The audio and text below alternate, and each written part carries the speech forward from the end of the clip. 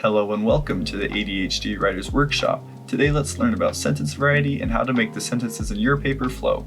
We're not going to fall for a banana in the tailpipe. You're not gonna fall for the banana in the tailpipe? It should be more natural, brother. It should flow out like this. Look, man, I ain't falling for no banana in my tailpipe.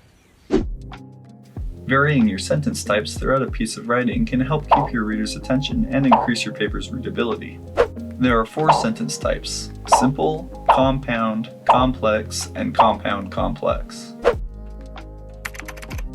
A simple sentence is one independent clause standing on its own. An independent clause is a group of words that expresses a complete idea, meaning it contains a subject and a verb. A lot of simple sentences in a row can be really choppy and break up the flow of your writing. On the other hand, they can be very concise and are usually easy to understand. Me mechanic not speak English, but he know what me mean when me say car no go, and we best friends. So me think, why waste time say lot word when few word do trick? Compound sentences are sentences that are made up from 2 or more independent clauses. These sentences can link 2 ideas in 2 separate clauses to create new meaning through coordination, a process that links 2 separate clauses of equal importance. When overused or misused, they can be confusing, lengthy, and hard to read. Complex sentences are sentences made up from 1 independent clause and at least 1 dependent clause. These sentences function similarly to independent clauses, except they connect clauses through subordination, a process that connects 2 separate clauses but makes one idea more important than the other. If you'd like to learn more about subordination and coordination and how to use them to improve your writing, you're in luck. I have a video detailing these 2 processes in length that I'll link in the description below.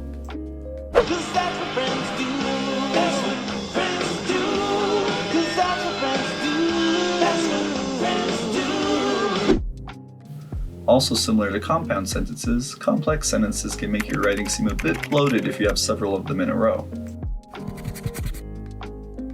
A compound complex sentence is made up from at least 2 independent clauses and 1 or more dependent clauses. These sentences can express complex ideas when used correctly, but if you use too many of them, you could really kill the flow of your writing. Do you ever write a paper and feel like you use the same word over and over again? And this is Olaf. And this is Olaf. This is Olaf. Olaf. Olaf. Olaf. And, Olaf. Olaf. Sometimes you might need to use 1 or 2 key terms in order to express your main idea accurately, but using those same terms too many times might seem redundant and like it kind of kills your flow. Using synonyms for those keywords could be confusing for your reader depending on your ideas, but you can't just avoid talking about your main idea, so what do?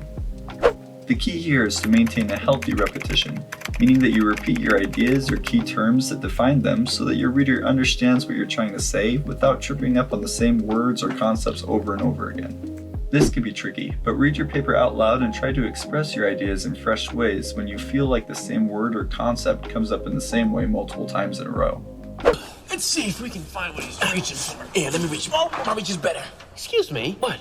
When exactly did we have a reaching contest? My reach has always been better. But my arms are slender. Slender? What? Slender. Skinnier? Yes. The no new contract is a grammar principle that can help your ideas flow in a logical way in your writing. It states that the ideas in your writing should build on each other, meaning that anytime you give your readers new information, it has to build on the information that they already know. You can gradually build your readers' knowledge of your topic as you write, building on knowledge they already have and then teaching them new ideas that you'll continue to build on throughout your writing. Do this so that your reader is kept up to speed and sees the correlation between what they already know and what you want them to know. It will help them to understand what you're trying to say. Look at how Sherlock completely disregards this rule and confuses his audience by stating his conclusions before giving the evidence that led him to those conclusions, or in other words, introducing a new idea before giving the information necessary to understand that idea. The victim is in her late 30s, professional person going by her clothes and guessing something in the media, going by the frankly alarming shade of pink. Travelled from Cardiff today, intending to stay in London for 1 night. It's obvious from the size of her suitcase. Suitcase? Suitcase, yes. How do you know she had a suitcase? Back of her right leg, tiny splash marks on the heel and calf, not present on the left. She was dragging a wheeled suitcase behind her with her right hand. Don't get that splash pattern any other way. Smallish case, going by this spread. Case that size, woman this clothes conscious, could only be an overnight bag, so we know she was staying one night. Now where is it? What have you done with it? There wasn't a case.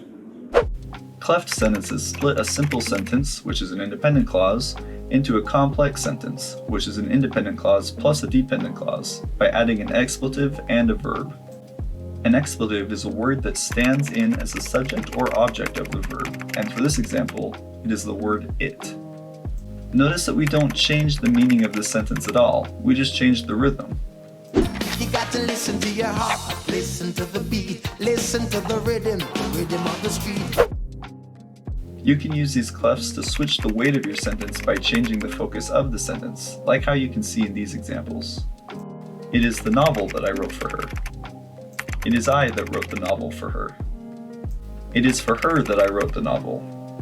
When you read these sentences out loud, you can notice how you naturally want to put more focus on the subject that comes directly after the expletive plus be verb. These kinds of sentences can drastically change the meaning of your ideas and have a very dramatic effect.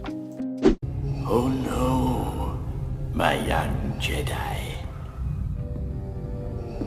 You will find that it is you who are mistaken about a great many things.